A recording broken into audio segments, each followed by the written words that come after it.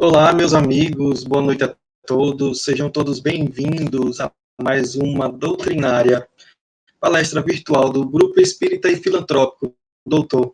Adolfo Bezerra de Menezes. Que a paz do Mestre Jesus seja conosco na noite de hoje, que tenhamos uma noite de paz, de refazimento, de aprendizado. Dando nosso boa noite a todos que já se encontram aqui, se manifestando em nosso chat. A Naam Matias, a Rosalina, boa noite, Dona Rosa, a Deilma, Maria Neves, sejam todos bem-vindos, que possam aproveitar da palestra da noite de hoje.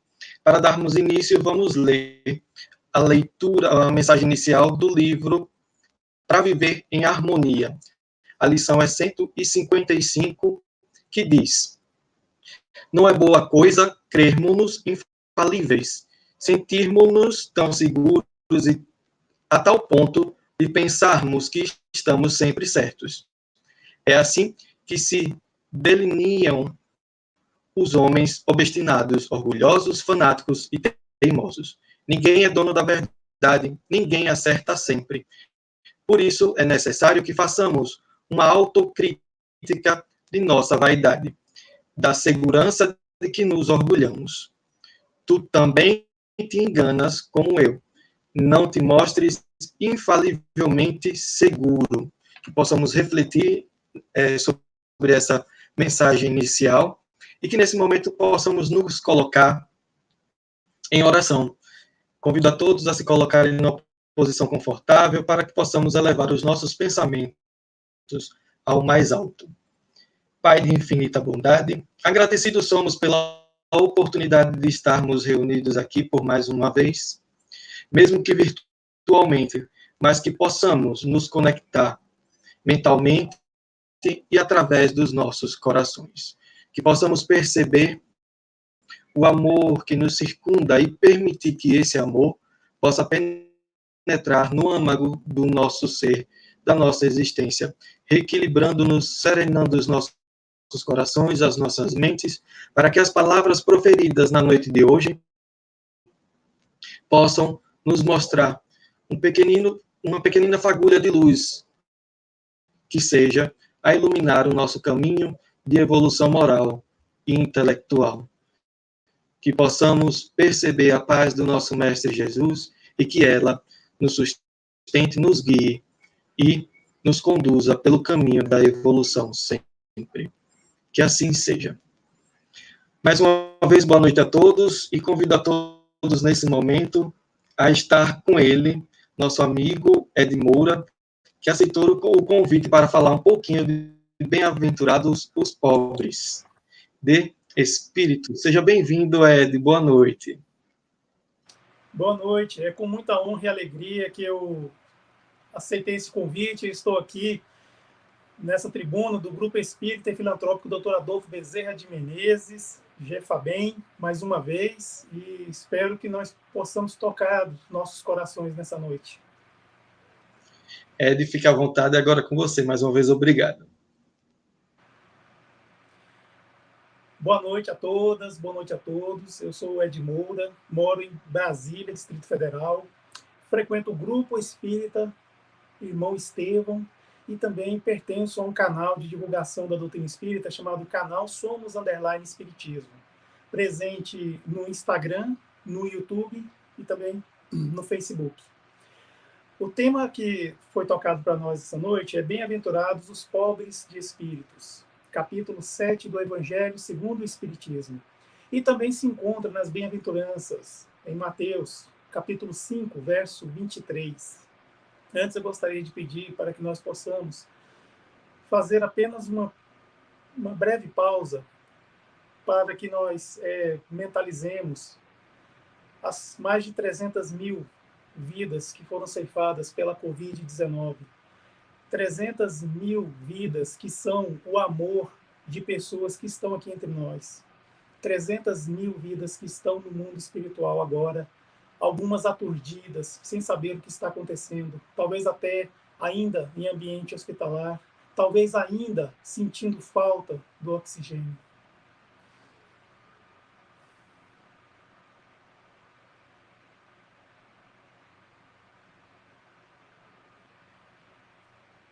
Bem, bem-aventurados os pobres de espírito. Antes eu gostaria de falar uma coisa aqui para todos os que têm filhos ou que são responsáveis por crianças menores de idade, adolescentes. Eduquem seus filhos para serem pobres. Eduquem seus filhos para serem pobres. No desenvolver da nossa palestra, eu vou explicar isso. O Evangelho segundo o Espiritismo, eu gostaria de chamar a atenção para a sua estrutura. Nós sabemos que o Evangelho ele tem um prefácio e uma introdução. Aquele que se propõe a ler o Evangelho nunca deve pular essas partes. Até porque o prefácio é uma página só, mas é como se fosse uma página que valesse por 1000. E a introdução ela tem umas explicações que valem não só para o Evangelho segundo o Espiritismo, mas também para as Sagradas Escrituras. Os 4 primeiros capítulos do Evangelho segundo o Espiritismo, quais sejam: eu não vim destruir a lei, meu reino não é deste mundo, há muitas moradas na casa de meu pai, ninguém poderá ver o reino de Deus se não nascer de novo. É Jesus dizendo ao que ele veio, quando esteve aqui entre nós, na Terra, ao que ele veio, de onde ele veio, como é esse lugar de onde ele veio, e de que forma que a gente pode fazer para ascender a esse lugar, para chegarmos até lá. Os 4 primeiros capítulos, se não tiver uma compreensão sobre eles, a leitura, o estudo dos demais vai ficar prejudicada. Do capítulo 5 ao 10 são as bem-aventuranças, sendo que no comecinho lá tem um Cristo Consolador que tem muito a ver com a aflição, né? Bem-aventurados os aflitos. No capítulo de 11 a 17 a gente encontra a redenção individual. O que devo fazer para ser bem-aventurado? É um manualzinho do que fazer para ser um espírito bem-aventurado. Nós vamos saber o que é um bem-aventurado, o que é isso. E tem também do capítulo 18 ao 26 a redenção coletiva, que é o desenvolvimento espiritual da sociedade a qual nós vivemos. Está nesses capítulos, de 18 a 26. E, não menos importante, a redenção final, que são o capítulo 27 e 28. Ou seja, como é a reunião da criatura com o Criador. Como é que isso se processa? Como é que isso se dá? Como que a gente se conecta com ele? Então, assim, a gente sabe que o Evangelho é um manual de conduta para que nós possamos ser pessoas evoluídas. Como eu prometi, o que é uma bem-aventurança? Bem-aventurança, nós podemos já dizer o seguinte: as bem-aventuranças com que o excelso mestre preambulou o Sermão do Monte constitui, sem dúvida, uma mensagem divina aos homens de todas as raças, ou seja, etnias, e de todas as épocas, destinada a servir-lhes de roteiro rumo à perfeição.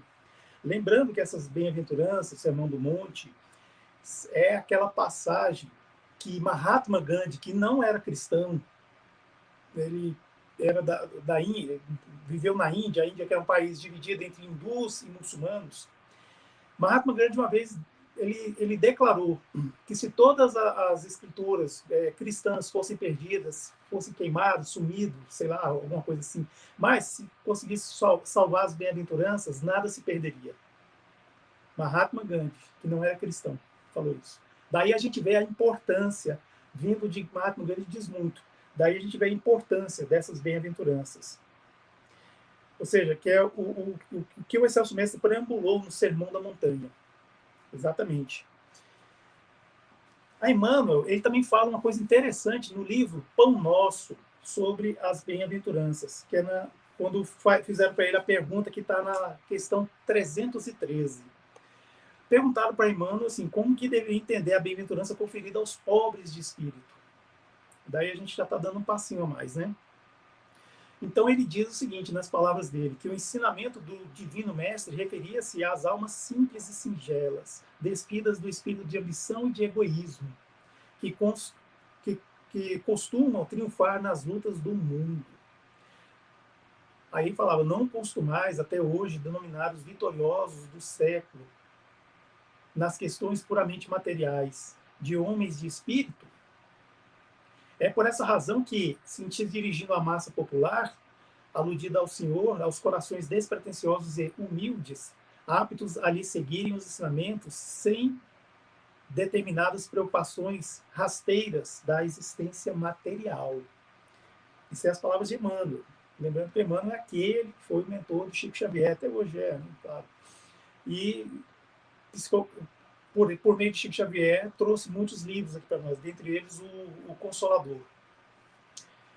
E também tem uma questão interessante no livro Pão Nosso, que trata também das bem-aventuranças. Que ele fala o seguinte, que confere Jesus a credencial de bem-aventurados aos seguidores que lhe partilham as aflições e trabalhos. Todavia, cabe-nos salientar que o mestre categoriza sacrifícios e sofrimentos à conta de bênçãos educativas e redentoras. Serão bem-aventurados por haverem edificado o bem, o homem, na pobreza material, por encontrar alegria na simplicidade e na paz, por saber guardar no coração longa e divina esperança. Então, assim, a gente está vendo que a bem-aventurança é algo assim realmente que nos toca lá no fundo mesmo, mas não é algo assim que a gente já nasce com ela, já é algo adquirido, não, é algo que nós precisamos fazer um movimento para conseguir. E por fim, Allan Kardec, ele falou também uma questão interessante sobre isso no Livro dos Espíritos, questão número 170, na qual ele perguntou para os espíritos: o que fica sendo o espírito depois da sua última encarnação? Ou seja, não vai reencarnar mais depois dessa. Aí os espíritos responderam: espírito bem-aventurado, ou seja, um puro espírito. Espírito bem-aventurado, ou seja, puro espírito. É aquele que não precisa reencarnar mais, é aquele que não precisa passar pelas provações e expiações do corpo. É aquele que não precisa nem passar pela regeneração do corpo. Ou seja, estou falando já de mundos mais adiantados que o mundo de regeneração. Aquele que a Terra ainda não alcançou. Então é nesse sentido. E essa é a conclusão da bem-aventurança que a gente traz. E o que a gente pode entender por pobre de espírito, ou pobre em espírito, como queiram? As primeiras vezes, olha só, que esse termo foi mencionado no sentido de uma esperança, de uma vida futura melhor, foi há muitos anos, muito antes de Jesus. O profeta Isaías falou no capítulo 57, verso 15, que Deus vai vivificar o espírito dos abatidos, caídos, derrubados, e vivificar o coração dos contritos, ou seja, dos arrependidos, no alto e santo lugar. Alto e santo lugar foi como Isaías referiu ao que? Ao reino de Deus, ou como a gente chama, o plano espiritual. E também mesmo Isaías, só que lá na frente, capítulo 66, versículo 2, diz o seguinte: é para o humilde e contrito de espírito que eu o olharei, disse o Senhor. Ou seja, aquele que ele dará atenção a esse humilde e contrito de espírito. Então, é o que poderíamos chamar de pobre de espírito. Mais tarde, Jesus foi desenvolver dessa forma nas bem-aventuranças do Sermão da Montanha.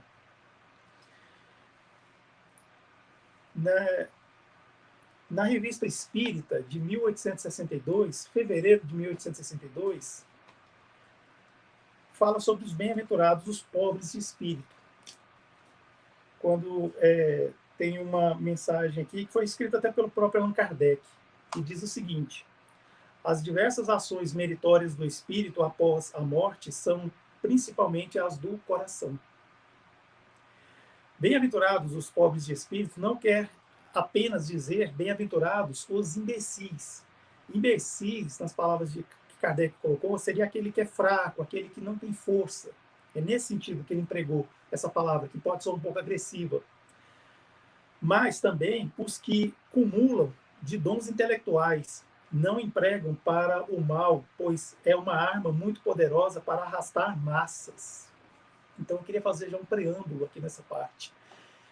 Que esses bem-aventurados pobres de espírito não quer dizer que sejam aquelas pessoas destituídas de inteligência, tem que ser aquela pessoa ingênua, uma pessoa assim que não consegue ter um raciocínio lógico, um raciocínio de análise, síntese. Não, muito pelo contrário. Jesus se referia aos humildes.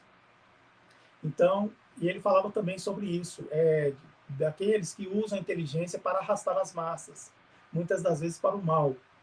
E hoje a gente vê que, infelizmente, ainda acontece de muitas fake news, ou seja, notícias falsas veiculadas, principalmente pelo WhatsApp e outras redes sociais, como o Facebook, por exemplo, vem arrastando massas para mentiras, para coisas que não condizem com a realidade, com a verdade. Infelizmente, isso está acontecendo. E Jesus, ele quando fala bem-aventurados os pobres de espírito, ele estava falando justamente para esses que são inteligentes e que usam a sua inteligência para arrastar as massas para o bem, que isso é algo louvável.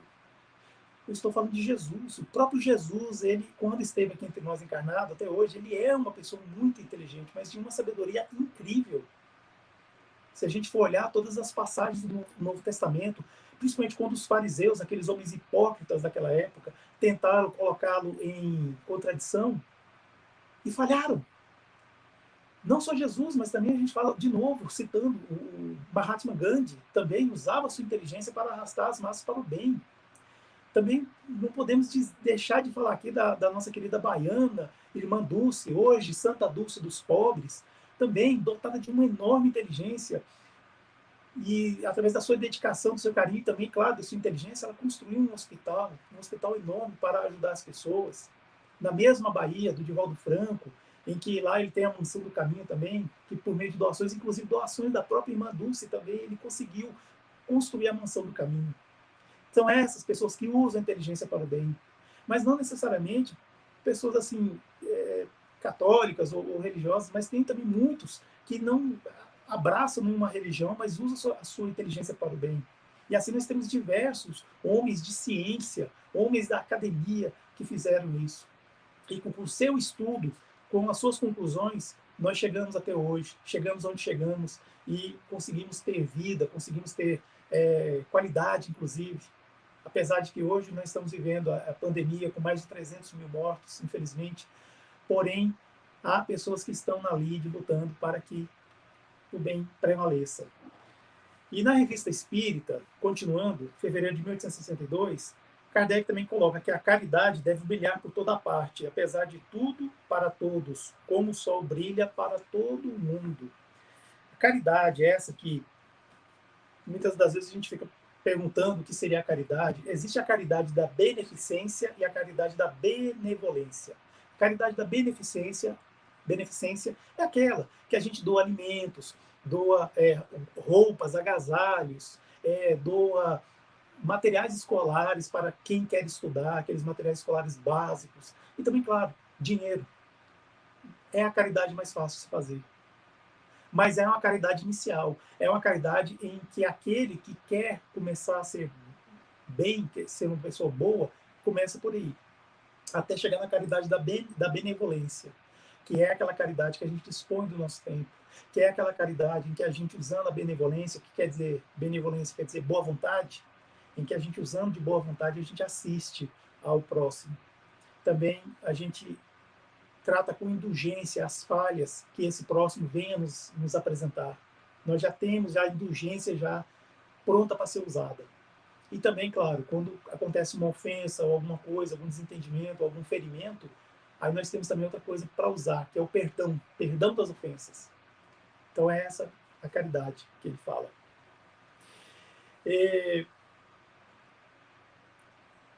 Então,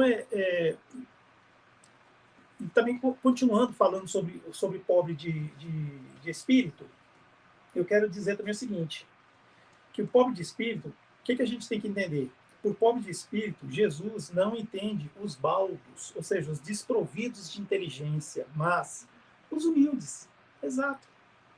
Tanto que diz ser para esses o reino dos céus, e não para os orgulhosos. É para os humildes o reino dos céus, conforme fala nas bem-aventuranças. Porque, olha, vamos ver bem, o orgulhoso. O orgulhoso, ele não se interessaria tanto por Jesus naquela época. Jesus, um homem que usava percatas. Jesus, um homem que vestia vestes simples. Jesus que ficava entre os aflitos, ficava entre os coxos, aleijados, entre os cegos, entre os pobres, os desventurados, entre aqueles que são os perdedores do mundo, como muitos dizem por aí, os losers.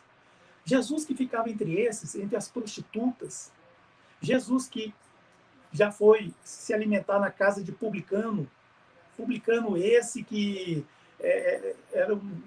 eram funcionários públicos muito odiados naquela época, porque eles cobravam impostos do seu próprio povo para restituir para Roma. Então, assim, Jesus estava com esses, porque ele lia almas. Então, é nesse sentido que se entende por pobre de espírito. Bem-aventurados os pobres de espírito, os humildes, os que têm candura, a adorável simplicidade das crianças, porque é deles o reino dos céus. Então é nesse sentido que Jesus fala dos pobres de espírito. Mas vamos alargar mais ainda esse conceito, vamos entender melhor. O que seria isso?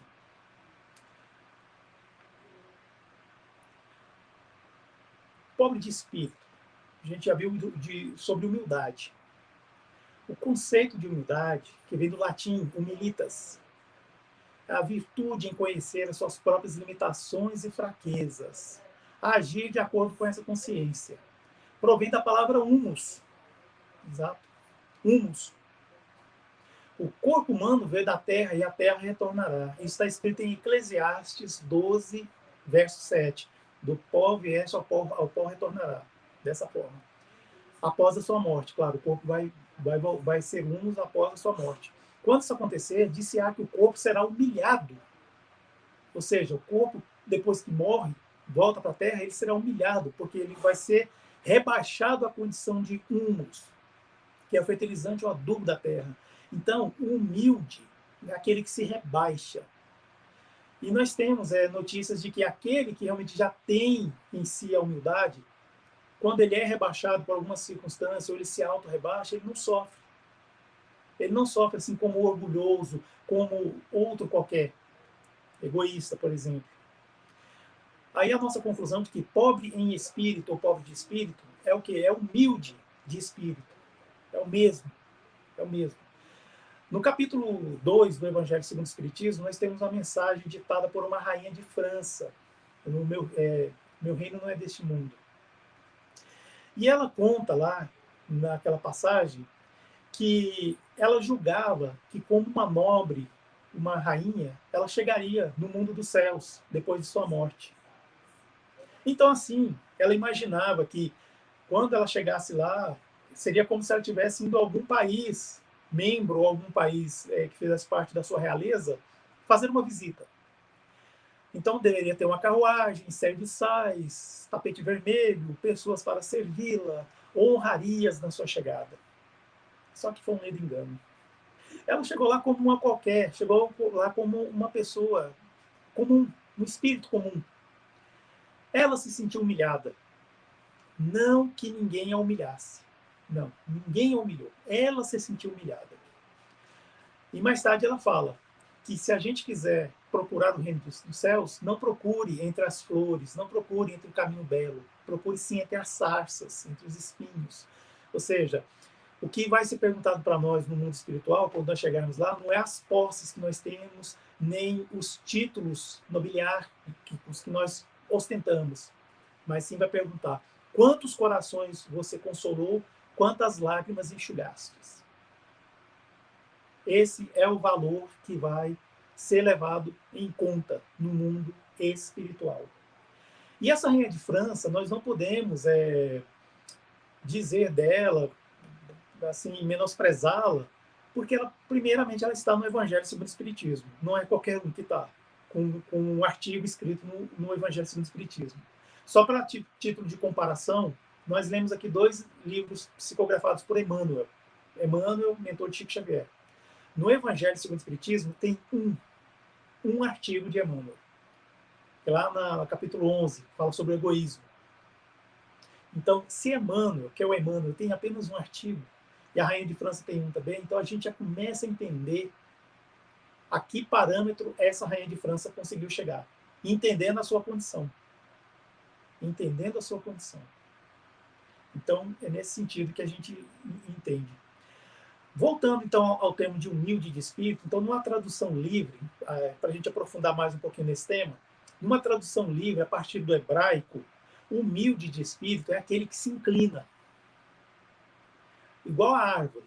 Está passando o vento, aí a árvore se inclina na direção a favor do vento, ou seja, na direção que o vento está passando. Ou seja, ela não vai contra, ela vai na direção. Então, é aquele que se inclina. Isso aí no hebraico quer dizer o seguinte, que aquele que se inclina quando o vento passa é aquele que é ensinável quando o espírito sopra. É nesse sentido que eles falam. Então, assim, o sopro que vem da resistência, ou seja, é aquele que recebe sem resistência os ensinamentos de Deus. Lá em João, capítulo 3, verso 8, a gente tem a seguinte passagem. Eu estava falando do vento, não falei? Pois aqui está escrito, o vento sopra onde quer, e ouves sua voz. Mas não sabes de onde vem, nem para onde vai. Assim é todo aquele que é nascido do Espírito. É quando Jesus estava explicando para Nicodemos, né, sobre essa passagem de nascer da água e do Espírito, que a gente entende muito bem que isso aí é uma claríssima referência da reencarnação. Mas, assim, é só para chamar a atenção com essa passagem sobre o vento. Então, o que é o vento? O vento são aqueles espíritos de Deus que, iguais estrelas cadentes, vieram em determinado momento em muitas, assim como um exército mesmo, vieram iluminar o mundo, trazer o quê? O Consolador prometido, vieram trazer a boa nova, o Evangelho redivivo, que é o Espiritismo. Então, assim, é aquele que se inclina ao vento, ou seja, aquele que é ensinável, aquele que aceita sem resistência quando a lição vai ser dada. Então, é isso que a gente deve entender para o pobre de espírito. No Evangelho, que é o capítulo que a gente fala, o que se deve entender para o pobre de espírito? Kardec diz que Jesus não se refere aos homens desprovidos de inteligência, como nós já vimos lá na Revista Espírita, que, aliás, não pode ser diferente, né? Claro, não existe dois espiritismos, não existe duas codificações. Então, assim, a verdade que foram trazidas segundo o espiritismo, ela é única só. As palavras mudam, mas o sentido se mantém. Então, não se refere aos homens desprovidos de inteligência, mas aos humildes. E diz que o reino dos céus é para estes, não para os orgulhosos, como eu acabei de falar lá atrás, pois o orgulhoso não ia se interessar. Concentrando sobre si próprios os seus olhares, eles não podem elevar até Deus, esses homens orgulhosos. Essa tendência de se acreditarem superiores a tudo, com muita frequência, os leva a negar aquilo que, estando acima deles, poderia rebaixá-los, ou seja, poderia humilhá-los, poderia colocá-los na condição de humus, né, da terra, claro, e negar até mesmo a divindade. Exatamente. O seu orgulho se revolta à ideia de uma coisa acima da qual não pode colocar-se e que os faria descer do pedestal. Então, assim, esses homens vaidosos, eles não conseguem entender essa coisa de ter algo que seja pelo menos igual a si. Então, quando nós falamos dessas pessoas orgulhosas, imaginamos assim, aquele professor catedrático da academia que destrói qualquer pessoa nos argumentos, que destrói na sua retórica e tudo mais, que não é capaz de ouvir um outro que seja mais humilde que ele, ou até mesmo outro que seja igual a ele. Não consegue, porque ele não concebe em si que haja uma inteligência igual a dele. Às vezes até ouve, para disfarçar, ser sociável, aquela coisa. Mas no fundo, ele não admite, ele não aceita. Eu quero dar uma boa noite e agradecer a todos que estão presentes, assistindo a nosso evento aqui, a nossa palestra aqui no GFABEM. Muito obrigado, viu? Sintam-se à vontade. Então, o que acontece com esses homens? Terão que entrar como os outros nesse mundo invisível de que tanto escarnecem. E lá que seus olhos serão abertos e reconhecerão seus erros. Que realmente é o que vai acontecer. Embora não acreditem, mas é o que vai acontecer. E tem aqueles também, que eu queria chamar a atenção, que acreditam em Deus por mera conveniência. Os homens orgulhosos, homem no sentido de ser humano. Pessoas orgulhosas que que acredita em Deus por conveniência. Ou seja, tem aquela coisa da religião por conveniência. Enquanto eu estou numa religião que não ameace a minha zona de conforto, uma religião que não ameace o meu bem-estar, o meu interesse individual, que é sinônimo de orgulho, para mim tá bom. Eu vou continuar nessa religião. Eu vou continuar sendo o quê? Alimentado a minha vaidade. Eu vou continuar fazendo o quê? Fazendo doações homéricas para ser visto. Doações com ostensividade, num grau máximo. Então, assim, é aquela coisa da conveniência. Tanto é que essas pessoas, muitas das vezes, quando nós vimos que acontece alguma coisa ruim, que eles julgam ser algo do mal, quando acontece algo que vai contra a sua vontade, os seus interesses, eles abjuram Deus, eles menosprezam, e daí falam palavras que muitas das vezes até dói nos ouvidos contra esse Deus nosso de amor, e de bondade e de justiça. Infelizmente existe isso. Existem aqueles que estão vinculados a uma religião porque querem a prosperidade na terra. E eu não quero falar qual religião que é, quem é, não cabe a nós o julgamento. O lugar de Deus já está ocupado e a Ele cabe a isso. Nós devemos ser indulgentes sempre com esses irmãos, sempre. E não podemos dizer também assim, que apenas são de outras religiões. Dentro do Espiritismo nós encontramos também. Nós encontramos pessoas que fazem determinados trabalhos, mas é porque aquilo não fere o seu bem-estar, a sua zona de conforto. Infelizmente é assim. Acontece. Cada um está no seu momento evolutivo, é o que mais se diz por aí. Mas só que esse momento evolutivo tem que andar. Tem que andar, senão o arguilhão da dor vai nos tocar. E quando o arguilhão da dor nos toca, nós só temos uma opção: evoluir, crescer, repensar as nossas atitudes e a nossa postura diante dos fatos, das coisas e das pessoas. O arguilhão da dor. Quando a gente não evolui pelo amor, pois evoluir pelo amor é evoluir por livre e espontânea vontade, a gente evolui pela dor. E pela dor não tem livre e espontânea vontade. A gente só tem uma direção. É andar. É o que nos força a caminharmos.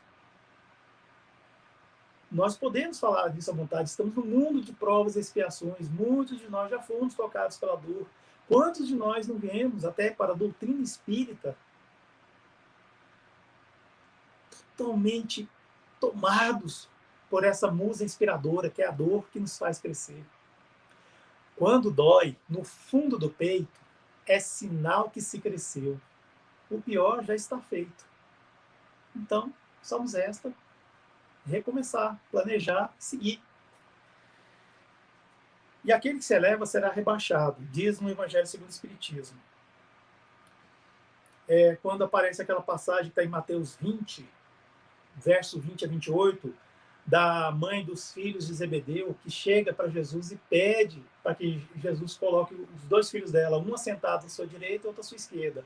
O que gerou um grande rebuliço entre os discípulos, porque os discípulos, eles entendiam que o reino dos céus era uma nova terra prometida, uma nova Canaã. Ou seja, era um novo reino que ia aparecer de prosperidade e nobreza. Então, quando essa mulher foi falar isso causou um burburinho. E Jesus teve que acalmar essa turba e foi falar para a mulher que será que ela sabe o que ela está pedindo? Será que os filhos dela poderiam beber do cálice que ele vai beber? E olha o que Jesus estava falando aí. Olha só. Ninguém sabia, só ele. Os filhos falaram que sim, podemos beber. E Jesus, na sua humildade, queria chamar atenção para esse ponto exato. Como que o mestre, o nosso rabi, é humilde de coração. Os filhos inocentemente falaram que sim, podemos beber do teu cálice. E ele, o que ele fez? Ele não julgou, ele não agiu de outra forma que fugisse da humildade. Ele disse: eu sei que vocês poderão beber. Ele disse isso. Quem julga é Deus. Jesus já mostrou isso. Eu sei que podereis beber. Mas, quanto a um sentado do meu lado direito, outro à minha esquerda, isso não depende de mim, depende do Pai. Então, olha só, Jesus colocando nessa condição para não deixar dúvida que existia algo maior que ele, que é o Pai. E assim ele deu essa lição, nessa parte. Então, assim, são pessoas que estavam se elevando e ele deu essa lição do rebaixamento. Então, assim, e mais tarde também tem uma passagem em Lucas 14, verso 1 a 7 e 11, em que era um dia de sábado e estava na casa de um dos principais fariseus para fazer sua refeição, e lá estavam observando. Então, notando que os convidados escolhiam os primeiros lugares, propôs uma parábola. Inclusive, eu queria dizer assim, essa parábola, no Antigo Normal, será que tem alguma coisa a ver? Se você quiser comentar, fica à vontade, para comentar. Quando a gente ia no centro espírita, principalmente para fazer palestra, ou às vezes para visitar mesmo, lá atrás é cheio, lotado. Quase não tem lugar para sentar. Enquanto que na frente está totalmente vazio. Por quê? Será que essa parábola que Jesus fala, que uma pessoa foi inclinar-se nos primeiros lugares, aí o anfitrião daquele ambiente chegou e pediu para ela sair e ir para trás, porque tinha alguém mais importante que ela para se sentar à frente? Então, assim, é nesse sentido que ele dá. Ou seja, a pessoa se elevou, foi sentar num lugar que não era dela, aí foi obrigada a ser rebaixada, ou seja, foi obrigada a ser humilhada. Humilhada no sentido de se rebaixar, ou seja, de se inclinar ao ensinamento. Então, também tem aquela passagem das crianças. Ele toma uma criança como um tipo de simplicidade de coração e diz: será o maior no reino dos céus aquele que se humilhar e se fizer pequeno como uma criança. Ou seja, que não alimentar nenhuma pretensão à superioridade ou à infalibilidade. Já prestaram atenção que criança é um ser muito fácil de ser humilhado? Criança depende da gente para tudo, para quase tudo. Então, se a gente não tomar cuidado, a gente humilha uma criança. E a criança, ela não vai sofrer tanto com a humilhação. Muitas das vezes a criança nem tem ideia. Quem vai sofrer somos nós. A conta vai vir para nós. Então, nós devemos ter cuidado para que nós não soframos com a humilhação daqueles que são menores que nós. Temos que tomar esse cuidado. Sempre. O Espiritismo, olha só, ele vem sancionar a teoria pelo exemplo, mostrando-nos a posição de grandes no mundo dos espíritos, os que eram pequenos na Terra. E bem pequenos, muitas das vezes, os que na Terra eram os maiores e os mais poderosos. É o que sempre a gente acontece, principalmente com quem? Com os homens. A gente vê que no mundo espiritual o homem rebaixa e a mulher sobe. André Luiz vai para um umbral, a mãe dele está lá, uma pessoa evoluidíssima. Narcisa, a mulher está lá, é a chefe, é a que manda lá na Câmara de Regeneração, uma mulher de muita sabedoria, um espírito muito, muito evoluído. Então, olha só, os que ocupam as mais elevadas posições de uma existência descem à existência seguinte, ou seja, na próxima reencarnação, as mais ínfimas condições, caso tenham sido dominados pelo orgulho e pela ambição. Então é aquela coisa, um dia reencarna como rico, na próxima é como pobre. Porque não é justo o espírito vir reencarnando sempre como rico, como nobre, como rei, como rainha, como uma pessoa que detém um título. De repente ela reencarna como pobre, ela não aceita, não consegue. Ela não tem essa competência ainda, então ela acaba se matando, dependendo da situação. Então por isso que a coisa é dosada. A espiritualidade superior, ela sabe como fazer. Então, assim, muitas das vezes, quem ocupa hoje uma posição assim, rico mesmo, tá numa situação boa, na próxima vida pode ser que vá nascer, né, pobre. E hoje, quem está numa situação ruim, de miséria, provavelmente na próxima reencarnação nascerá como rico. E a gente sabe que a riqueza é uma das piores provações que existe. Muitos caem. Tem um espírito chamado Condessa Paula, no livro O Céu e o Inferno, ela diz bem isso mesmo, que ela, por 2 vezes que ela reencarnou como rica. Na primeira, ela foi uma falência completa. Mas na segunda reencarnação dela como uma pessoa rica, ela soube fazer a caridade material e a caridade espiritual, a caridade da beneficência e a caridade da benevolência. E assim ela conseguiu ascender e estava num planeta. Quando ela foi evocada, ela dizia que ela estava morando em um planeta muito superior à Terra e que de lá os espíritos viajavam em planetas para ajudar outros irmãos a evoluir e se reuniam nesse planeta. Ela estava nessa situação já. E mistérios ocultos aos sábios prudentes. Isso aí também é uma passagem que está em Mateus 11, capítulo 25, verso 25, desculpe. O que se deve entender pelos primeiros, né, ocultos sábios, os humildes, é aqueles que se humilham diante de Deus, exatamente. E não se consideram superiores a todo mundo. E pelos segundos, né, os prudentes, são os orgulhosos, envaidecidos, seu saber mundano, que se julgam prudentes e que negam e tratam a Deus de igual para igual. Só que no sentido que não recusam admiti-lo, né? Porque na antiguidade, sábio era sinônimo de dor. Então, naquele sentido de tratar Deus de igual para igual, é como se tivesse os mesmos poderes, pudesse julgar, pudesse fazer as coisas que Deus faz. E, na verdade, não é bem isso. Deus está em nós, Deus está em todos os lugares. E nós devemos entender que nós somos sua criatura, sempre. E assim, essas verdades reveladas pelo Espiritismo,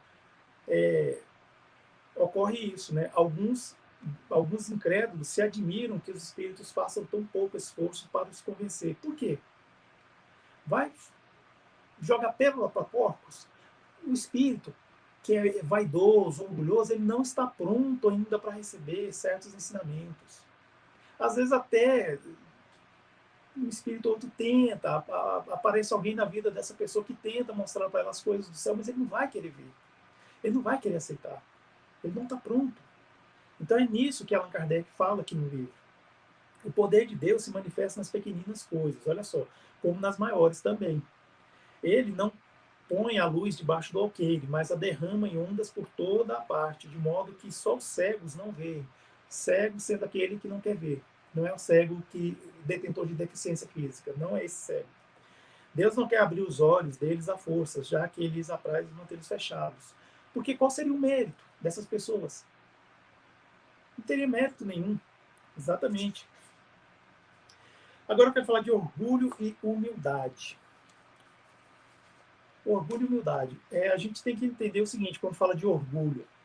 Na ciência, vamos dizer assim, propriamente dito, na psicologia, existem dois tipos de orgulho. Tem o orgulho positivo e o orgulho negativo.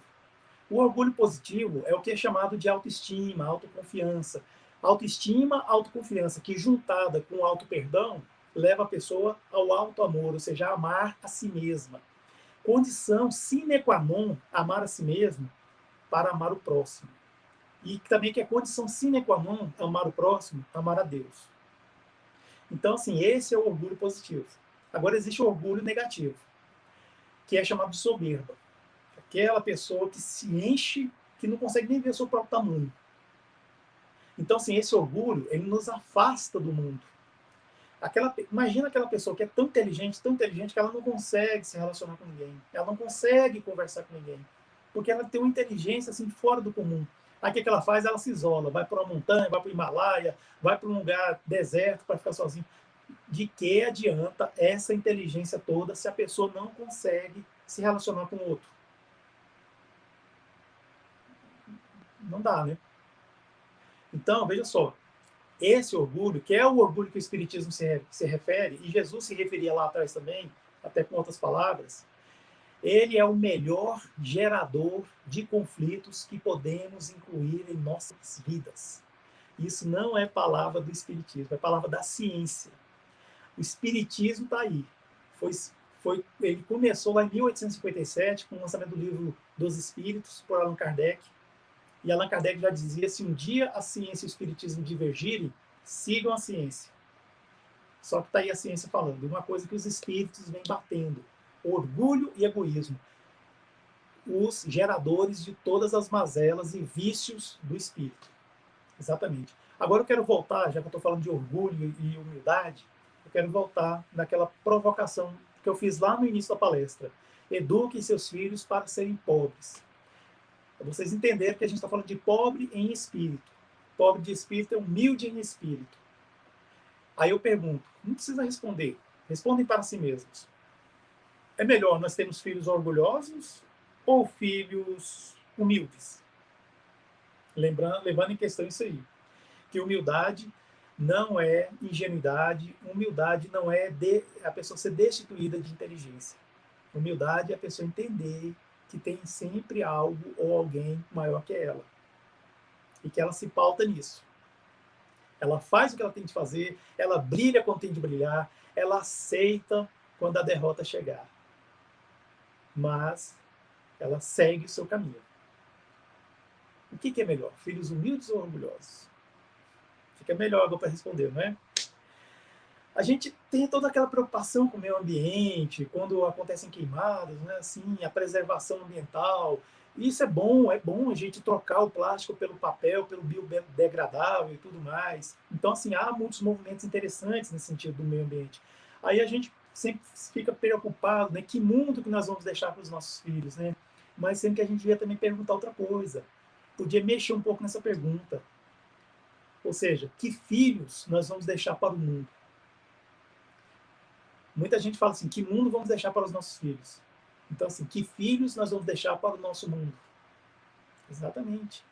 E isso é uma coisa que vem ao encontro da outra, pela preservação ambiental, mas também aquela coisa da moral, transformação moral do homem, do ser humano.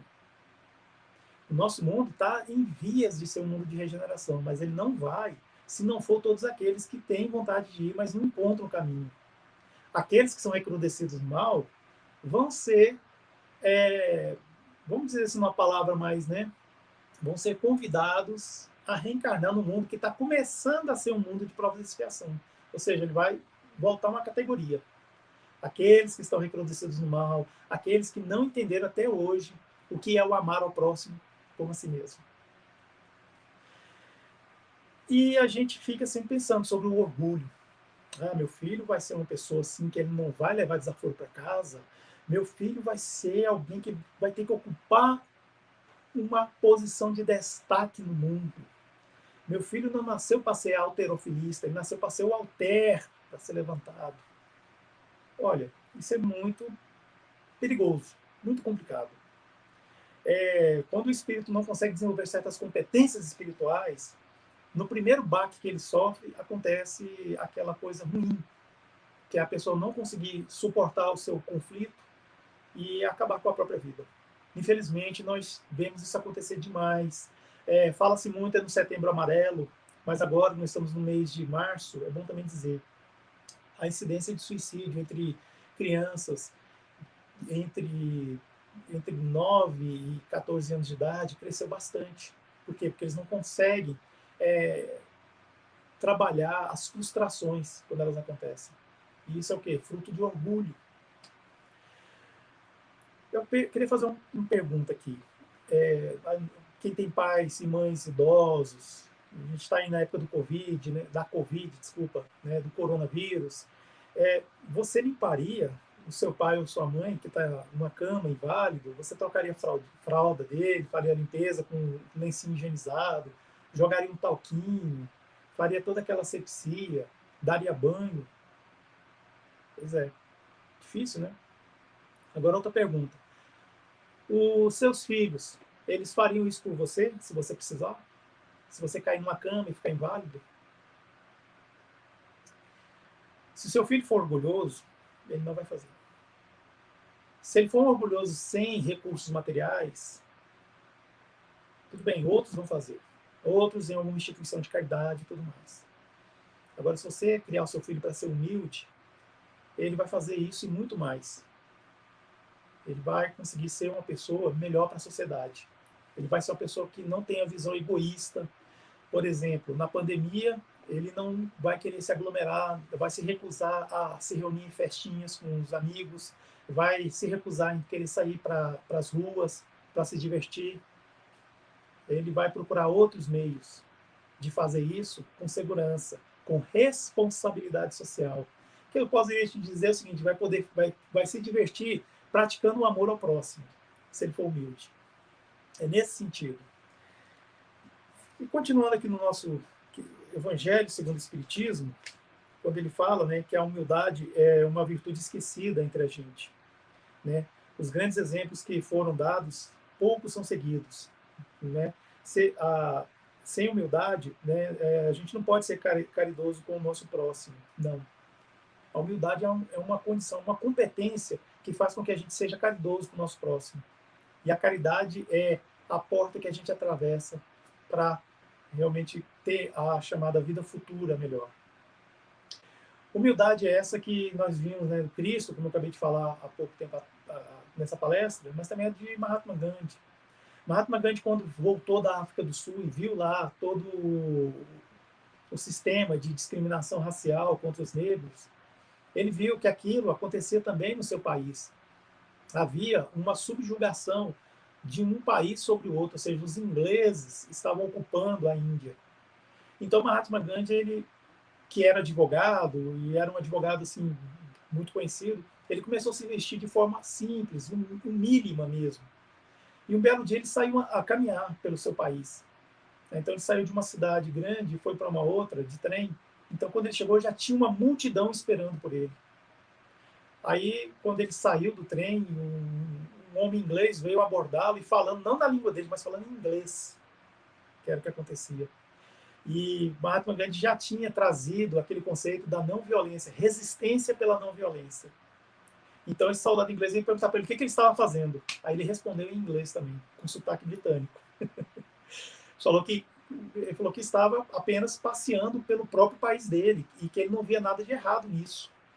Aí, diante dessa resposta muito inteligente, por sinal, o que o soldado fez? O agrediu. Era um soldado muito grande. Mahatma Gandhi, nós sabíamos que o Gandhi ele não era tão assim, uma pessoa corpulenta. E desferiu um murro sobre ele. E ele caiu no chão. E ele se levantou e colocou em posição, de pé, olhando para o soldado.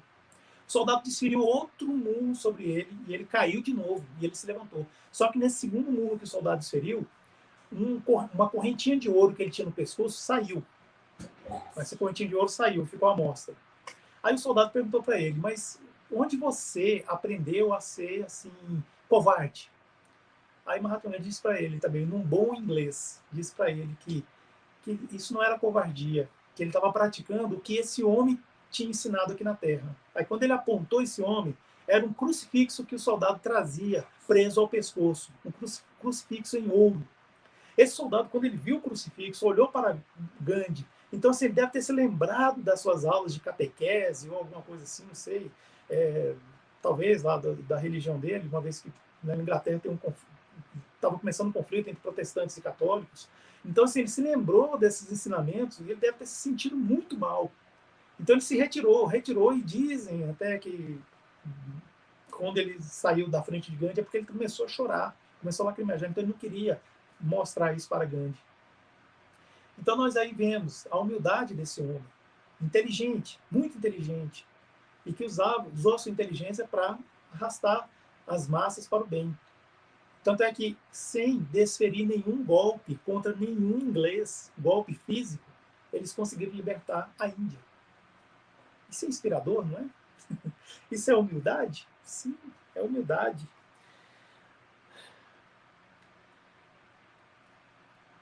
Todos os homens são iguais na balança divina. Só as virtudes os distinguem aos olhos de Deus. Todos os espíritos são a mesma essência e todos os corpos são formados da mesma massa. Vossos títulos e vossos nomes não modificam absolutamente, ficam no túmulo e não são eles que darão felicidade prometida aos eleitos. A caridade e a humildade são seus títulos de nobreza. É isso que é levado em conta lá no mundo espiritual.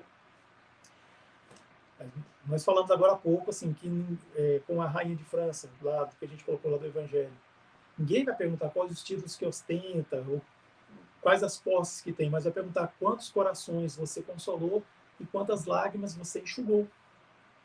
Isso é que será levado em conta. E mais tarde ele diz o seguinte, que sobre orgulho e humildade. Que a voz dos Espíritos vos toque os corações. Sede generosos e caridosos, sem ostentação. Isso é fazer o bem com humildade. Que cada um vá demolindo aos poucos os altares erguidos no seu orgulho.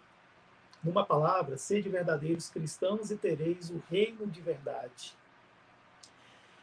Então a gente percebe com isso que é uma receita de como nós conseguiríamos ter uma vida futura melhor, sem sofrimento.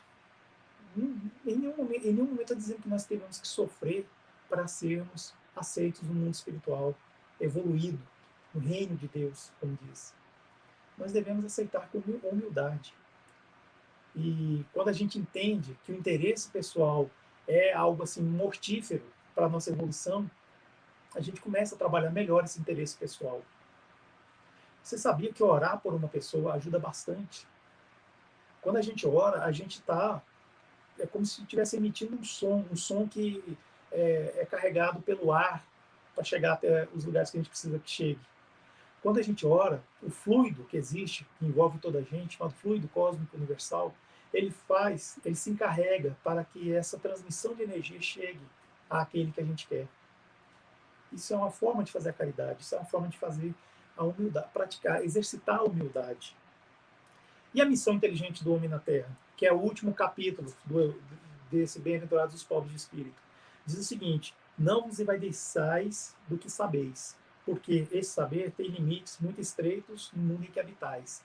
E também o seguinte: todo saber é dado por Deus, e o que é dado por Deus pode ser retirado por Deus. Então, assim, muitas das vezes a gente não pode se vangloriar, porque muitas coisas podem mudar, e a gente se vê nessa mudança sem saber como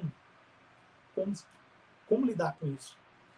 A natureza do instrumento não indica o uso que deve a ele prestar. Olha só que interessante. A enxada que o jardineiro põe nas mãos do seu ajudante não indica que esse último deve cavar a terra? A enxada é para esse, né? Fim, exatamente. E o que a gente pode pensar se esse ajudante, em vez de trabalhar a terra, ergue a enxada e atinge seu patrão? A mesma coisa a inteligência. Deus dá essa ferramenta para nós chamada inteligência e nós não devemos usá-la como arma contra Deus. Como é que a gente usa a inteligência como uma arma contra Deus? É só a gente fazer o mal ao próximo. Lembra que lá atrás nós falamos das fake news, notícias falsas, que muitos espalham, principalmente pelo WhatsApp e Facebook? Então, isso é uma forma de prejudicar o próximo. E se está prejudicando o próximo, está atingindo Deus. Pois se tem um caminho mais curto para eu chegar a Deus, é o próximo, é o outro. Essa é a ponte que nos liga a Ele. Então saibamos usar a nossa inteligência. A inteligência é rica de méritos para o futuro, mas sob a condição de ser bem empregada. Se todos os homens, olha só, que a possuem, dela se servissem de conformidade com a vontade de Deus, a tarefa dos espíritos superiores, né, para fazer progredir a humanidade seria muito mais fácil, seria muito mais mais adiantada, vamos dizer assim. Porque o fato é que nós vamos, sim, na condição de espíritos evoluídos, atingir aos graus mais elevados. Mas, com a ação de alguns espíritos equivocados, isso pode retardar, pode se demorar, pode causar mais sofrimento. Ou então pode ser algo bem feito, algo bem orquestrado, algo assim que seja atendido de pronto. Aí vai evitar sofrimentos, a evolução vai vir. E falando ainda em humildade, eu queria só falar de uma poesia, que na verdade ela é uma música, daquela dupla Tim e Vanessa, que é o Walter Santos, a letra e música. Walter é o Valtim, é o Tim, que é irmão da Vanessa. A música tem uma poesia maravilhosa, e ela diz o seguinte, eu vou recitar, não vou cantar não, pode ficar tranquilos. Um sentimento me ronda, não sei dizer, tudo é novo para mim. Meu coração se renova, sinto a esperança invadir o meu ser. Quero ser manso, ser limpo, ser justo e pobre de espírito ser. Tua palavra me sonda, me conta do reino que espera por mim. Eu te ofereço o meu pranto e as dores da alma que quer renascer. Eu ouvi tua voz, teu falar me encantou. Quis seguir, caminhar, quis saber para onde eu vou. Eis-me aqui, minha dor serenou. Aos pés do monte. Eu queria muito agradecer ao Grupo Espírita e Filantrópico Dr. Adolfo Bezerra de Menezes, GFABEM, na pessoa do Júlio Poderoso, nosso grande amigo, que nos confia essa plataforma maravilhosa para que nós possamos trabalhar em prol da doutrina espírita e divulgar, assim, o espiritismo, que é a maior caridade que nós podemos fazer por essa doutrina que tantos corações consolam e tanto desespero afasta. Agradeço com muita alegria, com muito respeito, muita honra por essa oportunidade. Muito obrigado. Nós é que agradecemos. Finalizamos com a belíssima canção de Tim e Vanessa, Eis-me aqui, minha dor serenou. E, utilizando dessa frasezinha, Ed, agradeço mais uma vez pela oportunidade de tê-lo aqui conosco e convido mais uma vez a fazer uma prece de encerramento. Certamente. Então, eu gostaria de pedir a todos, irmãs e irmãos que estão aqui conosco, que se sentirem à vontade, não que isso seja um ritual, pois não existe ritual no Espiritismo. Que fechem seus olhos, respirem lenta e profundamente, sentindo que a cada absorção do oxigênio, nós tragamos energias renovadoras para dentro de nós, do nosso corpo, e a cada expiração nós possamos tirar possíveis energias deletérias. E assim, concentrados dessa maneira, vamos elevar nossa eterna gratidão ao nosso Pai, de amor, de justiça e de bondade, que nos assiste em cada momento de nossas vidas. Agradecer a Ele por ela, pela vida, pela manutenção desta. Pedir que esse Pai poderoso, bondoso, possa consolar as famílias, amigos, enfim, dessas 300 mil vítimas da Covid-19. Pedir para que esses espíritos que desencarnaram em relação a essa doença e que vagueiam no mundo ainda sem saber o que está acontecendo, também possam receber esse lenitivo, abençoando a todos. Que esse mesmo Deus bondoso, poderoso, que é todo amor, possa abençoar cada um dos profissionais de saúde, os fisioterapeutas, nutricionistas, auxiliares de enfermagem, técnicos de enfermagem, os enfermeiros, psicólogos, médicos, que estão aí sem descansar, muitos há mais de um ano sem ver os seus familiares, ver seus filhos, porque não podem arriscar de levar essa nova cepa, que é muito mais agressiva do que a outra, para o seio dos seus lares.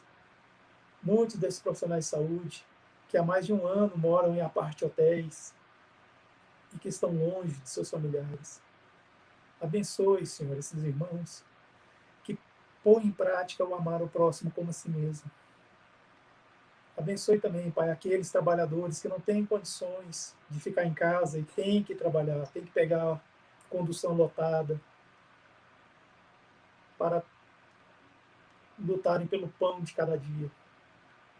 Que o anjo Ismael, o mentor espiritual do nosso país, com seu olhar brando, meigo, pacífico, possa continuar nos abençoando e que nós também possamos entender que nada acontece fora da égide e da vontade desse Deus maravilhoso, que é todo amor, bondade e justiça. Muito obrigado por essa noite em que tivemos a presença dos bons amigos do mundo espiritual, nos intuindo, nos ajudando, lendo dentro de nós as nossas mais particulares inquietações. Que nós todos sejamos abençoados. Muito obrigado, que assim seja. Que assim seja. Ed, mais uma vez, obrigado em nome de todos do GFABEM. Muito obrigado por estar conosco na noite de hoje e até a próxima oportunidade. E a todos que nos acompanharam, uma boa noite e até a próxima semana. Tchau, tchau.